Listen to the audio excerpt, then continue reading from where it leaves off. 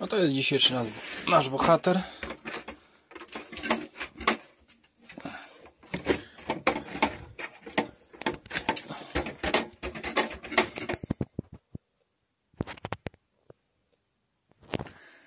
Optiplex 380. A to jest standardowy, że tak powiem, komputer. Troszkę można nazwać go dziadkiem. Kupiłem go za 50 zł. W sumie to kupiłem 2 sztuki. Ale w pakiecie, że były za 100 zł, w sumie 2, no to... Dlaczego kupiłem taki? Mam taki swój tutaj, że tak powiem...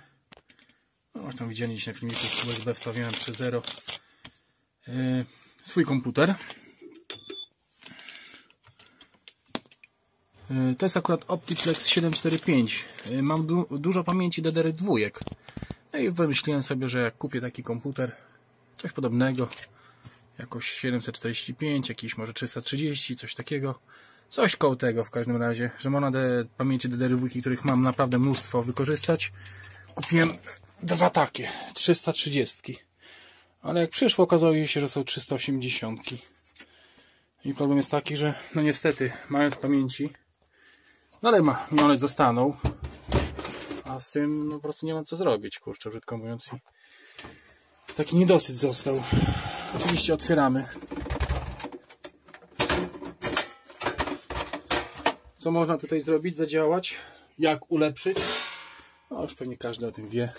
Tutaj żadnych, powiem, komedii, żadnej fantazji nie ma. Komputer akurat w początkowej wersji miał 1 giga, 1 giga, w sumie 2. Ja chciałem włożyć 2 dwójki, żeby mieć 4. Ale właśnie w Optiplexie 330 te pamięci, które tutaj są w tym komputerze, to one są DDR2, że tak powiem.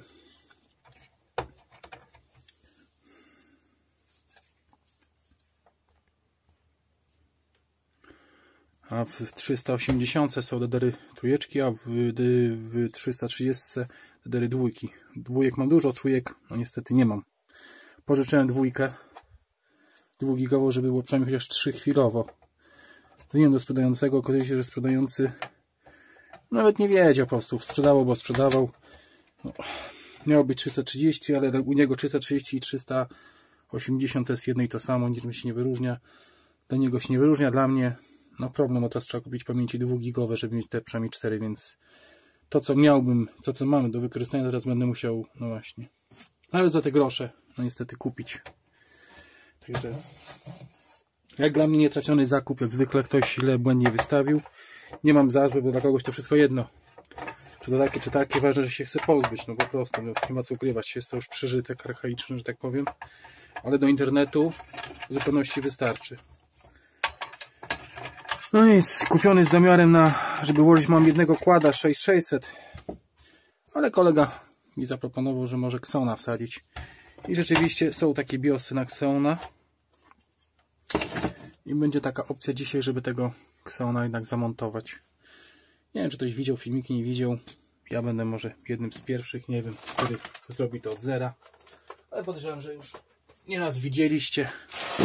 To nie ma jakichś, nie wiem, szału, jakichś dziwnych rzeczy. To żadna magia, że tak powiem. Ależ to duże gractwa, no normalnie się nie mieszczę już. Pierwsze co trzeba zrobić, nasz procesor.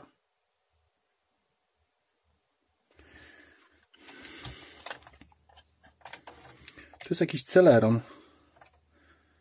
Jakiś, nie wiem nawet. Co by nie było.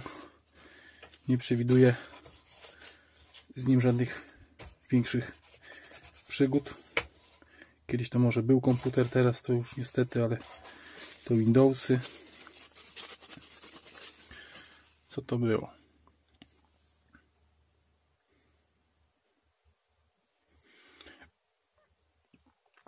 Jakiś E3300 Celeron 2,5. Ale akurat taki procesor tutaj nie będzie. Jednego już troszkę zmieniłem. Wystarczyło włożyć inny procesor i, że tak powiem, od strzała ruszył. No z tym niestety tak kolorowo nie będzie. Znaczy nie kolorowo.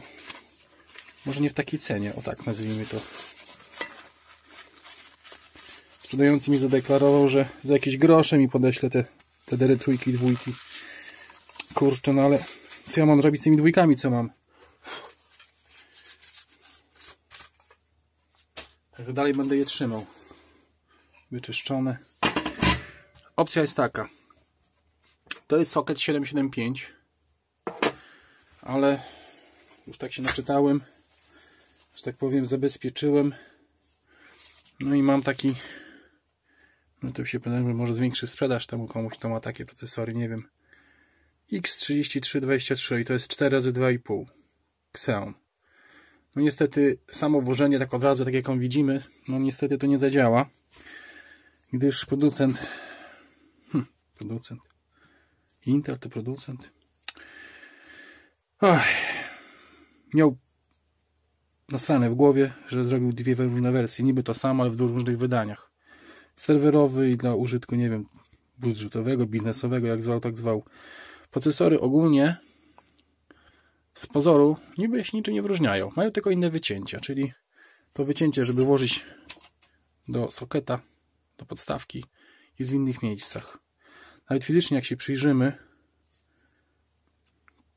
ułożenia to jest takie nie do końca, bym powiedział, idealne, ale że tak powiem, na co zwracać uwagę? Jeśli nasz oryginalny procesor, akurat w tym przypadku nasz Celeron, o ten, wkładamy go w ten sposób i tu mamy taką strzałeczkę, czyli ten rożek ma trafić nam, że tak powiem, o, ten rożek ma nam trafić w to miejsce. To jest taki podcięty, czyli to ma iść w tą stronę. W tym przypadku no niestety nie da się inaczej włożyć, bo mamy takie w podstawce haczyki z dwóch stron i możemy go włożyć tylko w ten deseń. Widziałem na internecie, że niektórzy nawet tu opiłowywali właśnie te Xeony, czyli ten procesor tu nie idzie. Tak powinien niby iść teoretycznie. Tak będzie sobie leżał. A ten procesor też powinien iść w ten sposób, ale jak ktoś zauważy zaraz, że te wycięcia, no niestety w tym procesorze są w tym miejscu i w tym, czyli po tej długości, a tutaj są w tą stronę. A więc jedyne rozwiązanie, co zrobić? Albo, albo, nigdy nie próbowałem tego zrobić, bo się zawsze obawiałem, że mogę uszkodzić. Procesor, ten intelowski, w sensie celeronowaty, co mamy tutaj w tym miejscu przecięcie, naszlifować w tym miejscu i tu w miejscu. W tych dwóch miejscach, żeby naszlifować, żeby wyciąć. Nie wiem, czy to jest realne, powiem szczerze, bo to bardzo blisko są te piny. Nie znam technologii produkcji tych procesorów, także aż taki nie jestem obyty. Nie moja bajka, tego są inni. Za to pieniądze pewnie biorą. W każdym razie musimy go tak móc zamontować w podstawce, żeby narożek był w tym miejscu, więc tu musimy zrobić nacięcie i w tym miejscu nacięcie zrobić. Z dwóch stron. Oczywiście to jest jedna wersja. Druga wersja, wyciąć w podstawce. Usunąć te dwa dzyndzle, dwa wypuściki, żeby móc włożyć jak nam się podoba. Mało tego, musimy jeszcze tutaj zmienić dwa piny. Producent nam troszkę, że tak powiem, dogodził do tego stopnia, że no niestety nie da się tego zrobić plug and play, tylko trzeba troszkę się pobujać z tym. Podstawka w ogóle jest obrócona o 90 stopni, także nie jest do końca tak, jak być powinno. I ten procesor akurat 3323 kupiłem go za 9 zł. Wykosztowałem się 9 zł, ale sam procesor to niestety jest jeszcze za mało, że no to zahulało, zabanglało. Musimy kupić sobie taki, nie wiem jak się nazywa, naklejka na procesor, żeby zmienić dwa piny, te które są właśnie zamienione. Jeden pin z drugim jest zamieniony. Dzięki temu jak naklejemy procesor, to nam te piny, że tak powiem, się odwrócą, w sensie do socket 775, tym się wyróżnia od 771, tymi pinami się różni, tymi wycięciami. Co trzeba zrobić? No najpierw trzeba znaleźć pinsetkę, już jakąś mam. Mówią, że te naklejki są jednorazowe, czyli raz naklejamy na procesor i nie możemy więcej ich użyć, bo się po prostu nie będzie trzymać. Tym będzie ten klej się odklejał i to będzie problemowe. Ale zobaczymy, co się da zrobić, że tak powiem. No to co, do dzieła.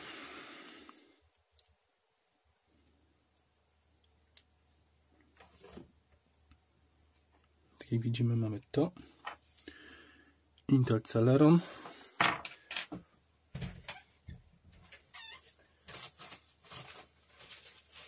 Żeby zwiększyć maksymalnie przyczepność, bardzo polecam alkohol, nie wiem, spirytus typu bardzo wysokoprocentowy, żeby to odtłuścić, żeby te piny miały gdzie się przyklejać. Jeszcze może troszeczkę. Ja akurat, że tak powiem, nie będę żadnych procesorów tutaj przypiłowywał, choć podejrzewam, że to jest raczej też metoda, a trzeba w którym miejscu po prostu. Ja nie wiem do końca dokładnie, nie chcę uszkodzić go. W tym przypadku lepiej byłoby chyba procesor podciąć niż podstawkę. Ale z podstawką już mam, że tak powiem, trochę opanowany ten temat. I tak, co robimy? Musimy oczywiście te dwa brzegi, że tak powiem, odbezpieczyć, żeby nam tutaj mogła się przykleić ta taśma.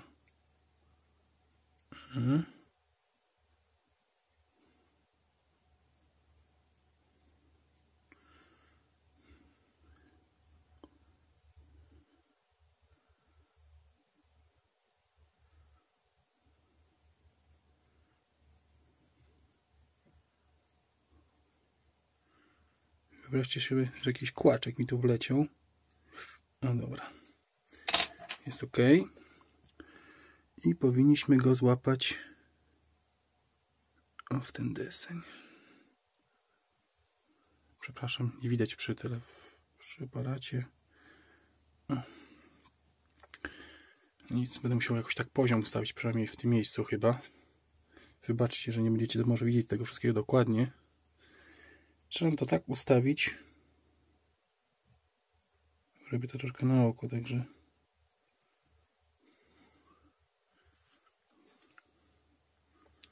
może być troszkę nieprecyzyjnie.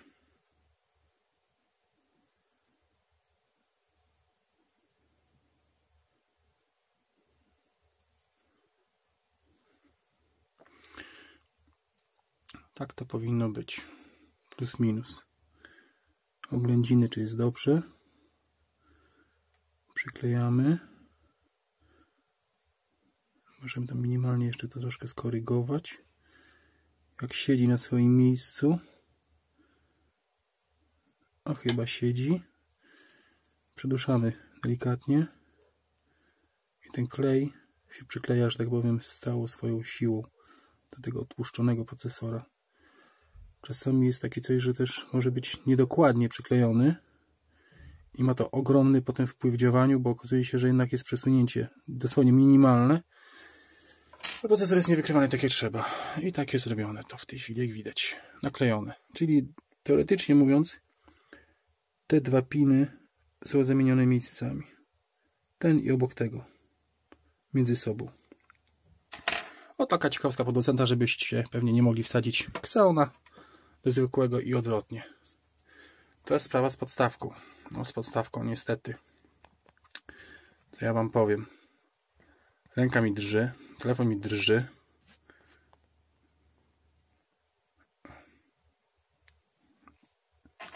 No i niestety, co tak robić, żeby się nie narobić. Ten pin jest łatwo wyciąć. Podpowiadam, musi być duża precyzja, bo jak nie daj Boże wam zleci paluszek na boczek, to już po podstawce. Pina uszkodzicie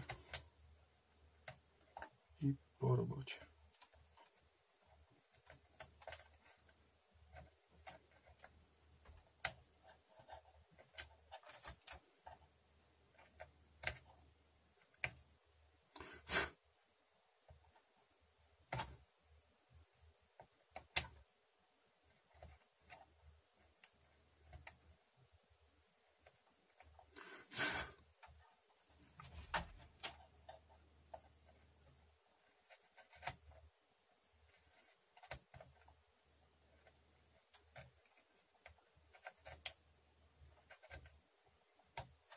Dobra.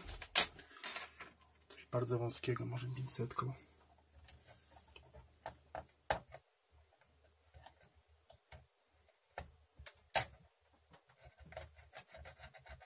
No, jest super.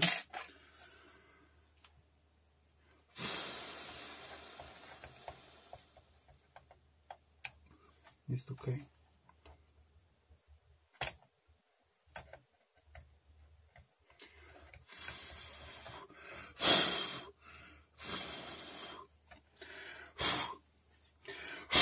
O, też trochę kurzu było.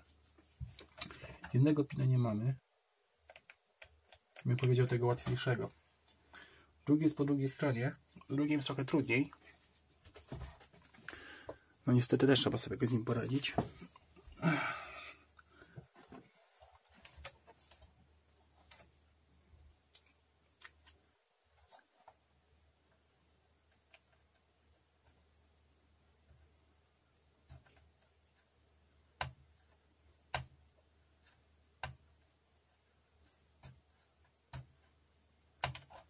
Naprawdę musi być duża precyzja. Nie daj Boże, wam zleci to już po całej płycie głównej. Kiedyś robiłem to nożykiem na tapet. Tak mi korci, żeby nożykiem na tapet to zrobić normalnie. Ten skalpel jest ostry, ale tak powiem troszkę nieprecyzyjny. Mam takie wrażenie. Nożyk na tapet będzie chyba ostrzejszy. Lepiej się trzyma ręką, bo jego jest więcej. Lepiej złapać.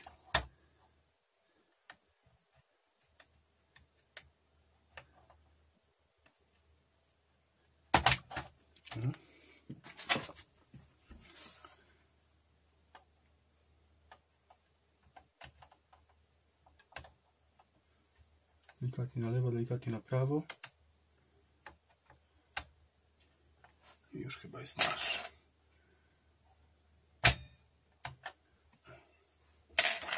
Dla pewności jeszcze, czy coś nam zostało.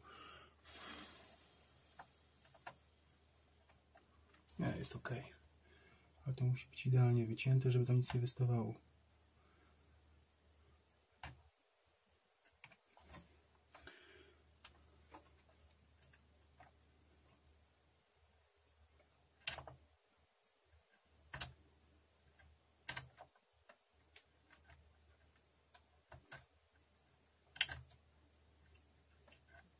No, jest ok. Teraz już jest. O. No i tak, to jest przybliżenie takie jak jest.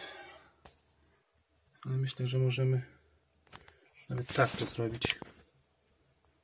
Tak to wygląda po modyfikacji. Nie ma tych już pinów. To, co się styka, jest nieuszkodzone. Procesor takiego lepszego może zooma.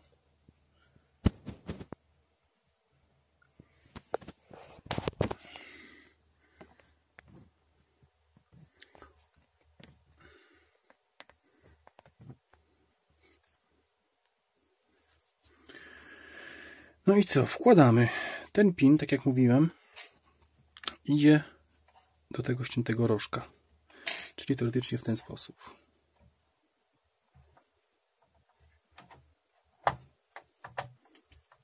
I on tak sobie powinien już siedzieć. Zamykamy go. Pasta do procesorów. Wiedziałem, że o czymś zapomniałem, ale nie, czekajcie, jest. Jest jakiś shito.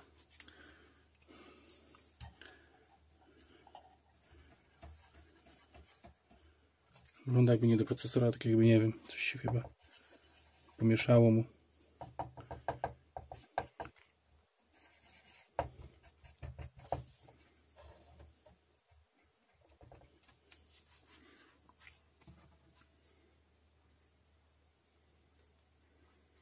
Niby jak pasta.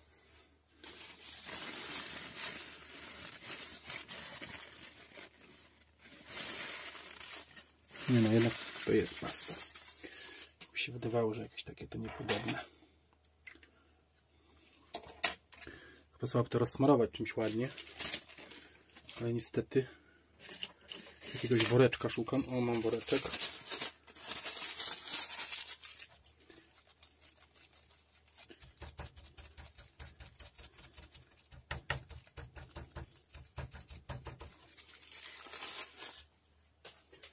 pasta i tak jest tylko tymczasowa, żeby pokazać co i jak. Niestety jak od pasty nie ma takiej typowej, w domku została. A jeszcze poszukam. Nie no, nie widzę. Dobra, na testy będzie musiało być to. No niestety. Zakładamy nasze chłodzenie z powrotem. Skręcamy w całość. No niestety to nie jest mój pierwszy komputer. Już mam takie doświadczenie z tymi komputerami, że niestety trzeba resetować pamięć BIOS. Mimo że komputer był wyłączany, pamięta poprzednie właściwości i te inne rzeczy. I już tak z urzędu mam tak, a nie inaczej, że nie wiem, który to pin, czy ten. Po prostu go restartuję. Przewód zasilający. Wcześniej jak nie zrestartowałem, to się bujałem, a to pamięć, a to tamto. Potem okazało się, że jednak problem była ustawienia w BIOSie. Nie wiem, taktowanie. Pamiętam poprzednie, czy jak nazwał. Mniejsze auto. Zobaczymy, czy hula. Żeby nie było.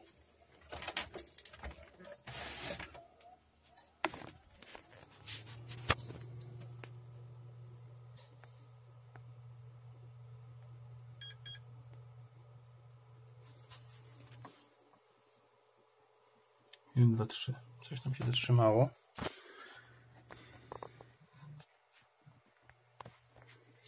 Organoleptycznie sprawdzę. Nie no, jest ok. Nic tu się nie dzieje. Jakiś przewodzik VGA. Jakiś nawet jest na wierzchu. Mam coś takiego.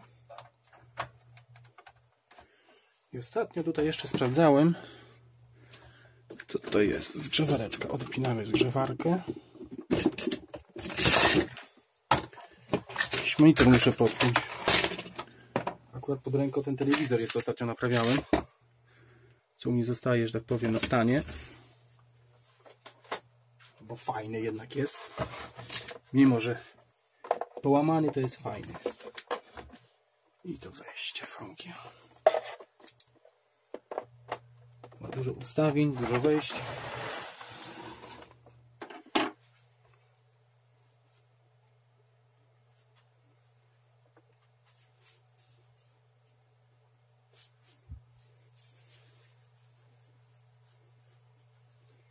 O, już mamy. Tak wygląda. No tak, BIOS nieustawiony. Tu mamy takie cyrki. Teraz pytanie, klawiatura. Czy mam jakąś klawiaturę tutaj? Mam swoją Microsoftu. Czyżby to było? Czymy? Tak zrobię. No i tak już nie zaszkodzę. A wy przynajmniej będziecie widzieć. Jeszcze jakbym zgasił to podświetlenie. No, coś tam częściowo jest widać.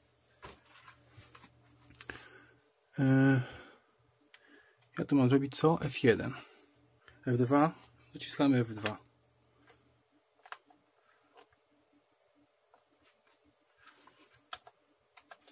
No dobra. To jest od czegoś innego. A, to jest od myszki odbiornik. Spoko. Dobra.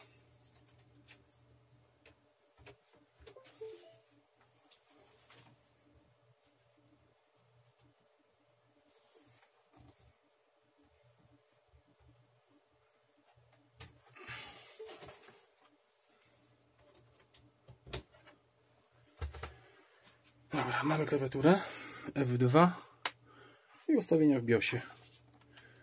I tu mamy co? Już mamy coś. A, już widzimy. 2,5 X3323. Już mamy 4-dniowego procesora. Po dołożeniu mojej 2-gigowej i gigowej mamy w sumie 3 giga. Do trójki, prędkość 1066. Godzina. Wiem, że tu jeszcze można było myszkę chyba aktywować. Już ją podpinam w drugi port. Teraz zobaczymy, czy tak się da. Tak, da się. Dzisiaj mamy 20:24, dzień 25. Rok 25, miesiąc, o przepraszam, to jest miesiąc. 07. 07, dzień 25, 19 roku. Godzina 20, to jest 8:25, 08 25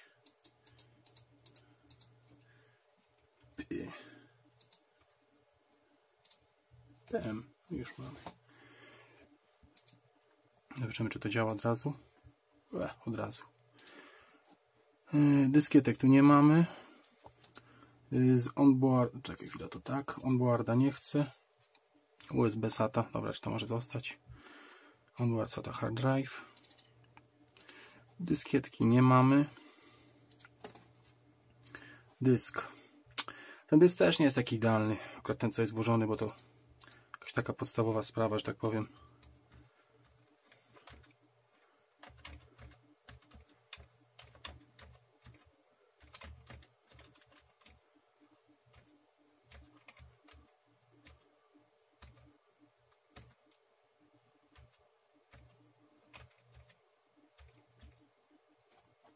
To nam niepotrzebne. To też nie. Fastbot. Klawiatura nam też jest niepotrzebna, żeby wykrywało jako błąd. Clear. OK. I co? I tyle. I wychodzimy z tego.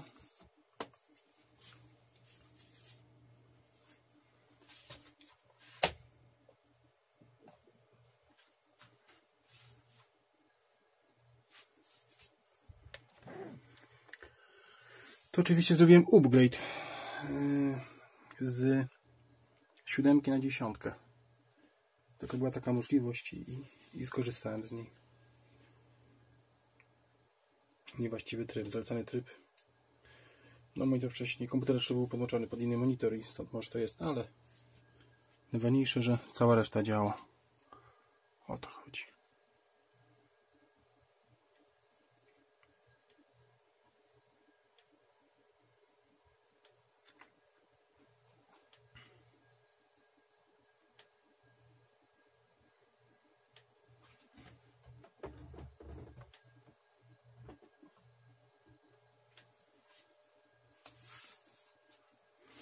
Jest tutaj dysk chyba 80 z tego co pamiętam. No nie grzeszę szybkością. Jest to W, bardzo powolny, ale daje radę. Już widzę, że rozdzielczość jest nie tak jak być powinna. Już to widzę nawet. To jest chyba Full HD monitor, także przepraszam, telewizor. Full HD albo HD. Nawet nie wiem jakie to ma możliwości, to ustrojstwo. Miał służyć do zgrywania kaset VHS-a. Się okazuje, służy do wszystkiego.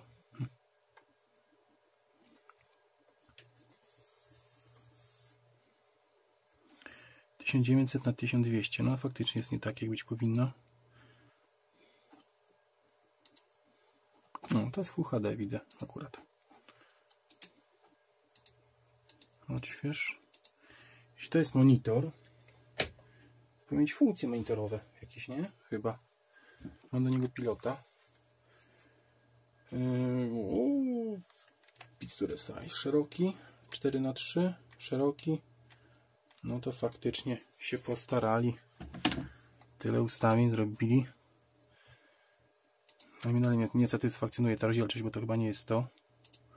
Mi się wydaje, że to będzie chyba, nie chcę skłamać, 1440 albo 1300. No zaraz zobaczymy zresztą. To jest taki, widzę, rozmazany obraz.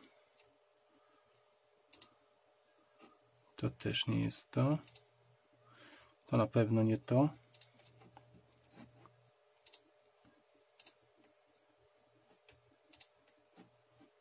No, to jest taki w miarę ładny jakiś. Wszystko się wydaje być poprawne. Czyli mam takie złudzenie. Nie wiem dokładnie jak to ma wyglądać. Właściwości. Podstawowa rzecz. Co ciekawe, mamy. 10 ma to do siebie, że jak ją wyłączamy, ona się do końca nie wyłącza, bo to jest tam w opcjach zasilania zaznaczone. I musimy rozpocząć ponownie. Tu mamy 2,5 E3300. Zobaczymy, czy menadżer urządzeń też się widzi w ten sposób. Też tak widzi. A ciekawe. A zobaczymy jeszcze tutaj. No to jest to. Tylko wam pokazuję wszystko, bo to i tak jest komputer trochę innego. No widzi 2. Dobra, restartujemy, uruchom ponownie robimy.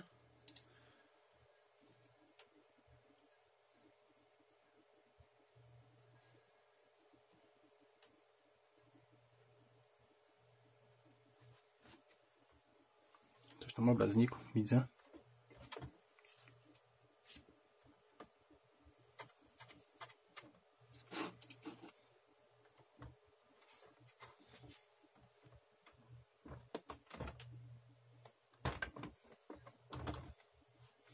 Jakimś cudem w każdym razie.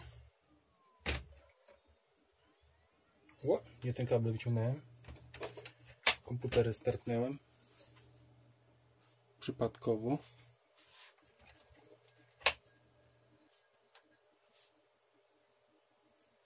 Lecimy jeszcze raz.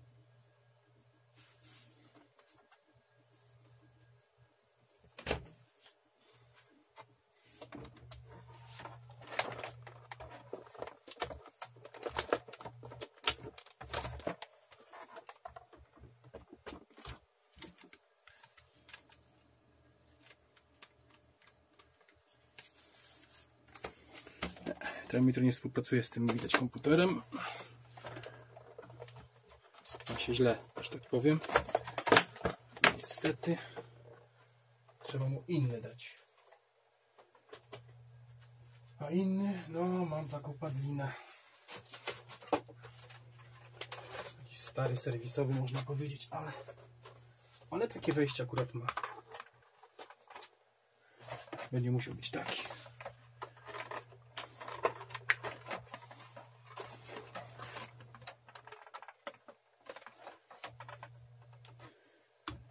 Bank jest to.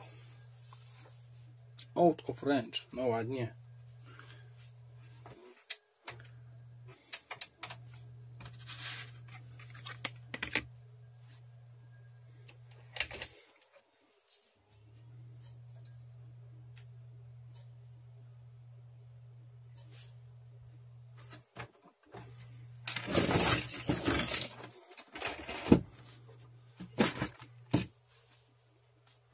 Proporcje są nie takie, także tym się nie sugerować.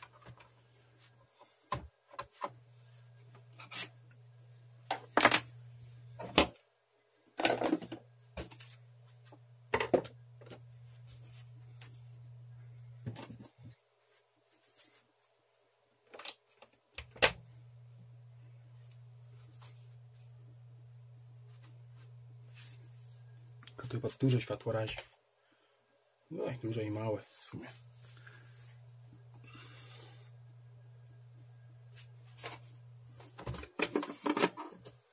Tak, może podłożymy.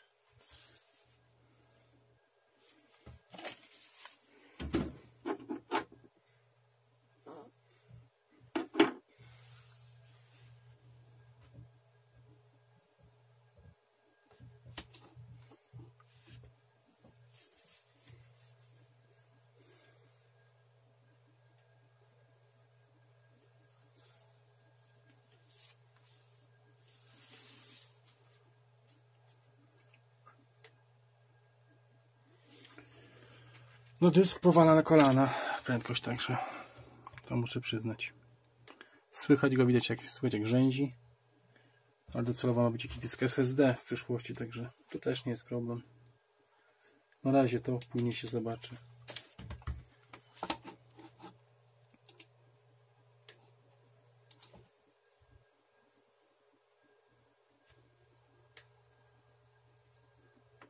No i już widzimy po restarcie nawet, że już jest tak jak być powinno.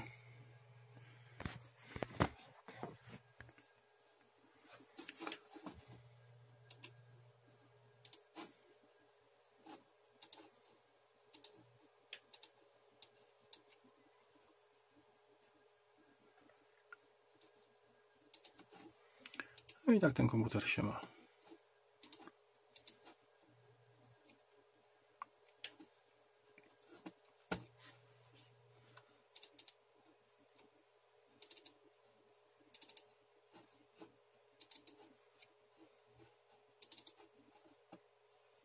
gigabitowa karta.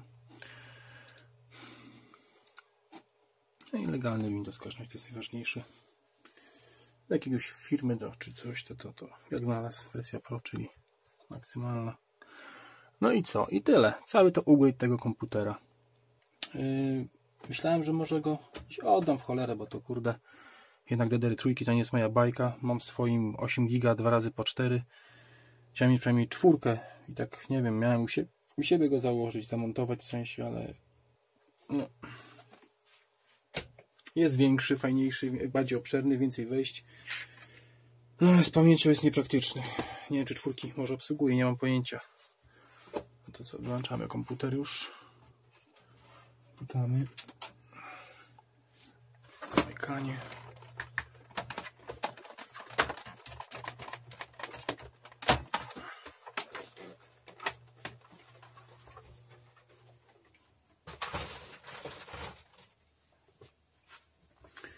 No i tak działa zmieniony komputerek.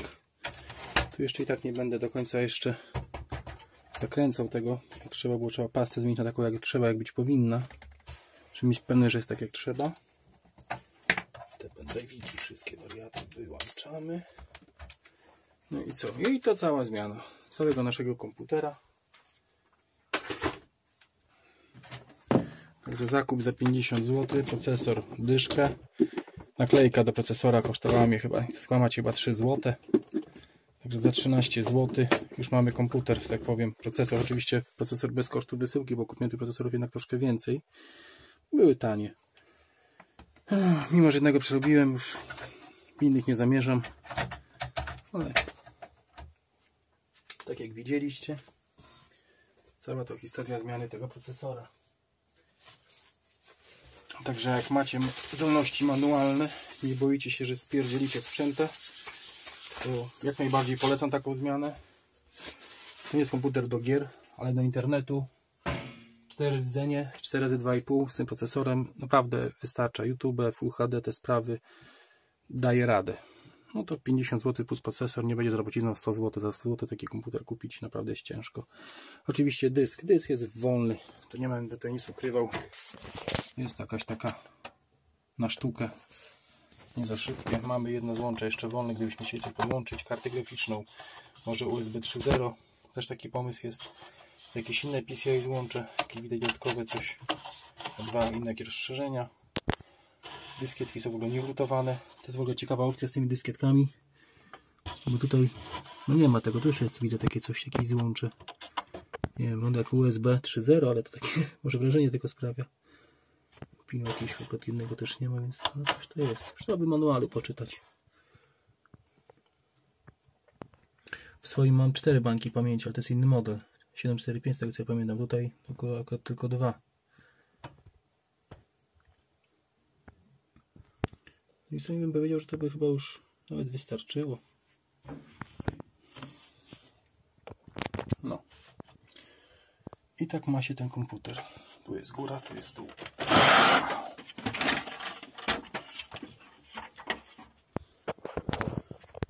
I tak to wygląda.